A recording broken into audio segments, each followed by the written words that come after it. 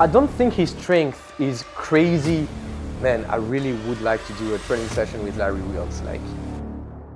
The fake natty topic is creating a lot of drama in the fitness community right now. Especially this guy, Julian Fitzgerald. At only 19 years old, he has an insane physique and claims to be natural. Honestly, I don't really want to debate for an hour to know if he's really natty or not. In my opinion, when you're sitting next to an absolute genetic freak, aka Larry Wheels, who's openly taking steroids, and you're almost the same size as he is, and even on some shots you might be bigger than he is, then there's obviously something off. Some of you guys actually sent me this video where Larry and Julian are actually benching, and I wanted to analyze that, see if Julian is actually good on the bench press, and if there are signs that could tell us, hey, he might not be natural as he claims to be. So for those of you who don't know me, my name is Pana. I'm a 2-time powerlifting world champion. My best competition bench press is 178 kilos, so almost 400 pounds at a body weight of 66 kilos, 145 pounds. And so today I'll be using my knowledge and my experience as a powerlifter in order to know and to see how good Julian's bench actually is. And also if we can draw any conclusion on his fake natty status only by looking at his bench press. So without further ado, let's jump in today's video.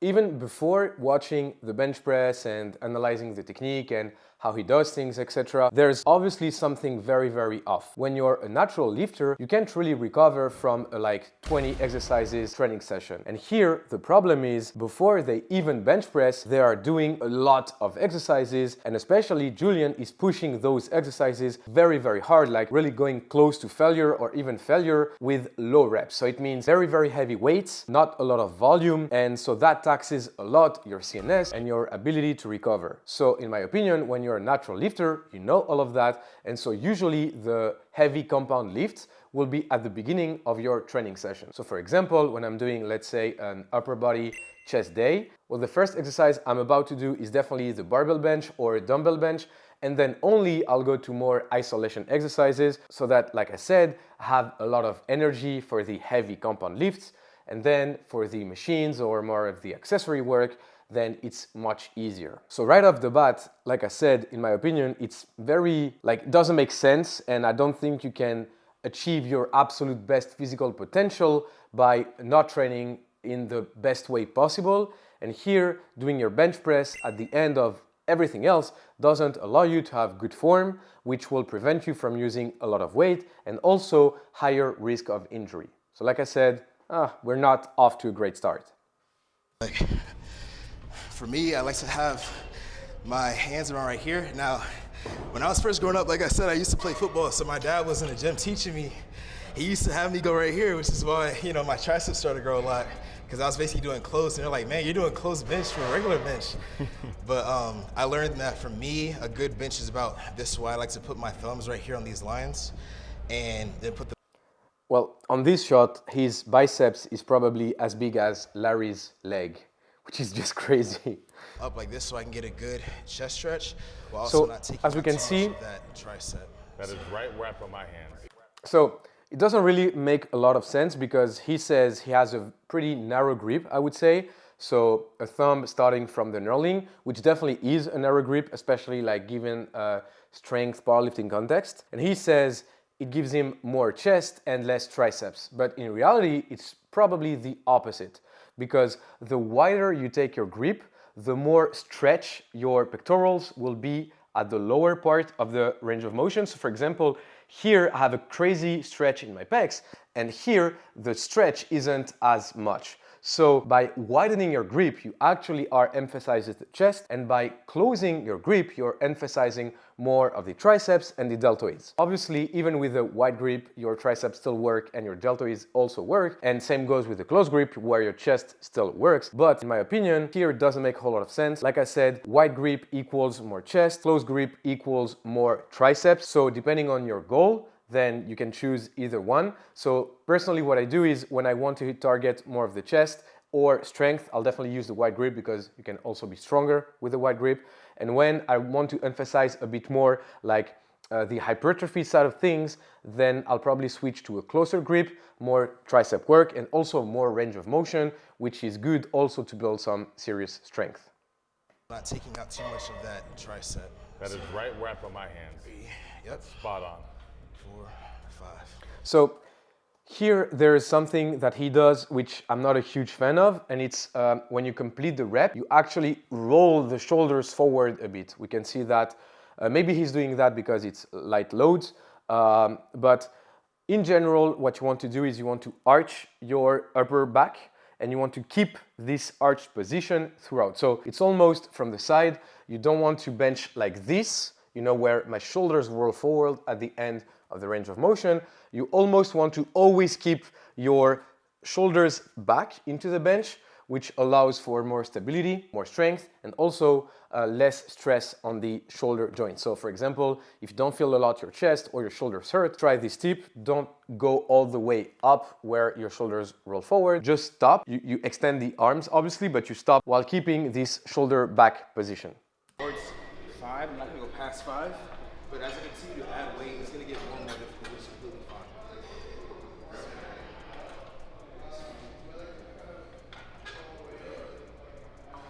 Okay, so here he's doing something that's actually very interesting. So he says he wants to add weight and always do 5 reps. In powerlifting, that's called a ramp-up set. And the idea is that you want to hit a certain goal. So for example, you want to do 5 reps with 315. And so on all of the warm-ups and all of the weights you're about to do, you always do 5 reps. So 5 reps with the empty bar, 5 reps with 1 plate, 5 reps with 2 plate, 5 reps with 2 plates and a half, and then you hit your top set of 5 reps with 3 plates. That's really, really good. It allows you to get a nice warm up, and also you're accumulating volume while you're warming up. So it's actually a very, very interesting and clever thing to do in my opinion. And also in terms of reps, I do believe that you can definitely do more than 5 reps on the bench press. In my weekly spread, there are 2 days where I do 5 reps or above, but the 5 reps, in my opinion, is a very, very sweet spot because it allows you to actually do heavy stuff, because 5 reps you can add a lot of weight while also having some volume accumulated. So here, for example, if he's doing 5 reps all the way up to 315 and does a couple of back off sets right after, you have approximately between 20 and 30 reps of good work on the bench press. And also, like I said, because it's 5 reps, you can actually push those, and that's, in my opinion, the best way to grow strength and also build hypertrophy, build muscle at the same time. So honestly, on that aspect, I would say it's really, really spot on. So as you can see, even with 1 plate, the moment he unracks the bar, we can see the shoulders roll forward here. So that's actually a mistake. Like I said, when you unrack the bar, you don't want to move your shoulders out of place, because here, maybe with 1 plate, he'll be able to regain this shoulder position, but with like 3 plates or more than that, there's no way you regain the positioning. That's why, for example, when you watch any powerlifting competition, you always see the athlete set up and then they unrack the bar, because it's almost impossible to set your shoulder blades with a very, very heavy weight at the end of your hands. So small mistake here. I would say not the best positioning for a bench press. All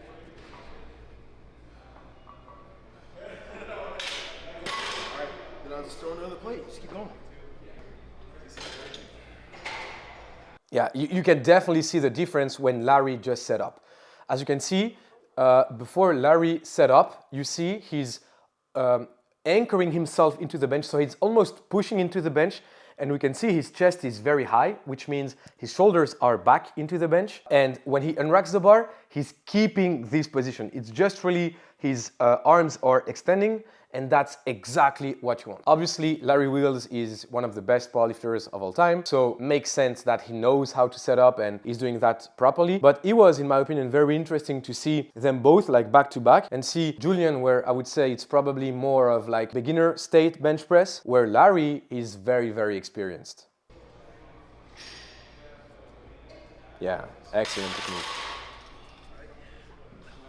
Let's get it.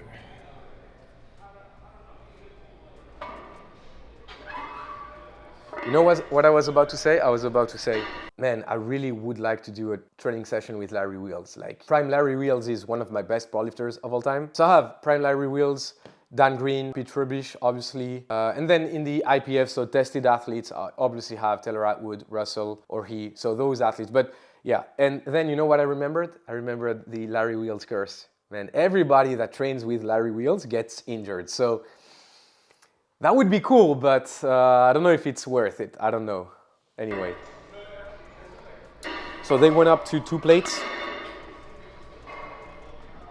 Man, Julian is jacked. That's crazy. So again, not a real setup.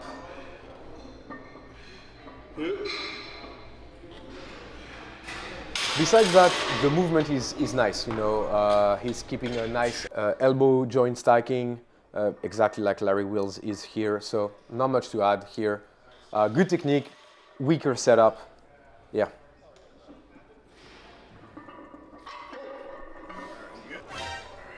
Oh man.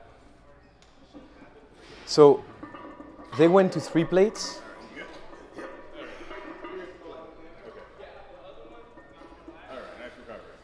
That's crazy.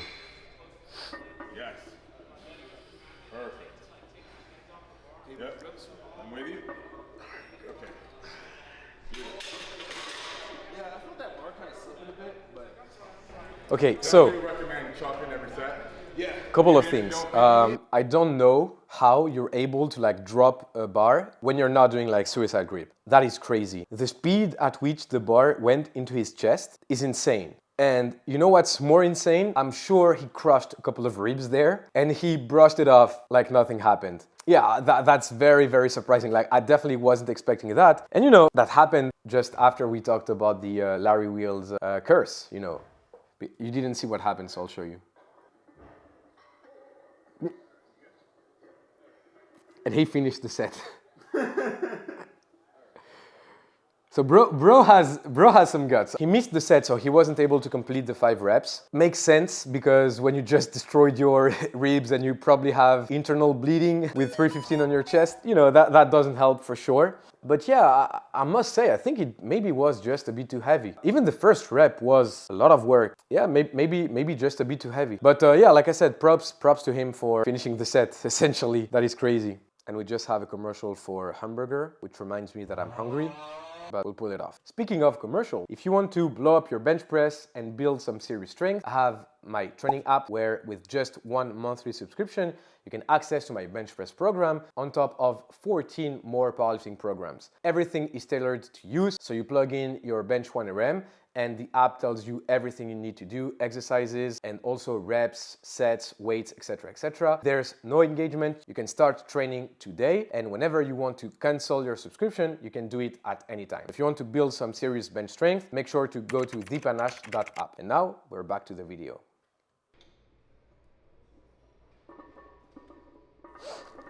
So here for reference, we have Larry's technique. And exactly like I said, as you can see, he's not going all the way up like Julian is, he's stopping. So obviously that wouldn't count in a powerlifting competition because he's not locking out his arms. But you know, that's pretty much the idea. You want to maybe go a bit above where Larry is stopping right now, but you need to keep your positioning. If at every rep that you do, you lose the positioning, then the next rep is going to be worse, and the rep after that is going to be even worse. And that leads to injuries, failures, maybe that's one of the reasons as to why that happened to Julian, and so on and so forth. So really, again, wanted to emphasize that on Larry's technique here. Like Larry said, I just swing. Cool getting the lift off and probably get this 1 rep in and then move on. So yeah. So he's good. He's going up. I'm not sure how much it is. I would say it's probably. Yeah, I can't read how many. I'd say it's either a 5 or more, 10 kilos more, which is between 150 and 160 kilos, which is 340 pounds, I think, off the top of my head. Yes. Perfect. Yeah, so Love it. That was the next shot is crazy. So that was not too bad, I would say. Couple of things, like I said, always the same problem throughout this video. Shoulders too much forward, not enough anchoring, unlike what we saw with Larry's technique. Just before he lowers the bar, actually at the moment he lowers the bar, we can see his feet move. We can see some movement around his knees. Very, very bad sign, because the strength partially comes from the legs. And if your legs are not anchored into the ground, if you're not actively pushing with your legs, you're losing off on your strength. Actually, I did an experiment some while ago where within the same training session, I did 1 rep without my legs, so what we call the Larsen press in powerlifting, and 1 rep with my legs. And the difference was around 15 kilos, which is like 30 something pounds, like 33, 34 pounds. So you might be leaving off on the table 30 pounds, maybe not as much, but close to that, when you're not properly using your legs. And as we can see here, when he lowers the bar, he's moving his feet around, so he's not using his legs either to anchor his positioning or to produce strength, produce force, which, like I said, is less efficient. Yes! Other than that, honestly, the form is nice. He has a nice bar path. He has a nice ability to keep a nice joint stacking. So joint stacking, you always want to keep in line with the bar, your shoulder, your elbow, and your wrist. He's doing a nice job with that. So in terms of technique, despite the fact that there's not really a nice setup, I would say it's probably, yeah, 7.5 out of 5. And like I said in the intro of this video, he does have the technique of a guy that benches, I would say, for a couple of years, maybe hasn't put a lot of thoughts into the positioning on the bench press, probably isn't subscribed to Pana on YouTube, which maybe that's why he didn't see this video on the leg drive, or maybe this video on a pro tip that allowed me to blow up my bench. Anyway, don't miss out. Make sure to subscribe. That would help us out a lot. Thank you to those who do that. But yeah, all of this to say, I don't think his strength is crazy for a guy his size and with this amount of muscle mass. Obviously, don't hear me wrong. 315 for a couple of years in the gym is absolutely crazy in terms of strength. That's very, very high level. But with a guy with Julian's size and muscle mass, if he had the same technical flows and was benching, let's say 200 kilos, 450 pounds, something like that, then that would be very, very, very suspicious. But here, I would say, you can't really say, oh, his technique isn't the best and he's benching 330, so therefore he's on something. I'm not sure about that. The next slide, though, is where things get,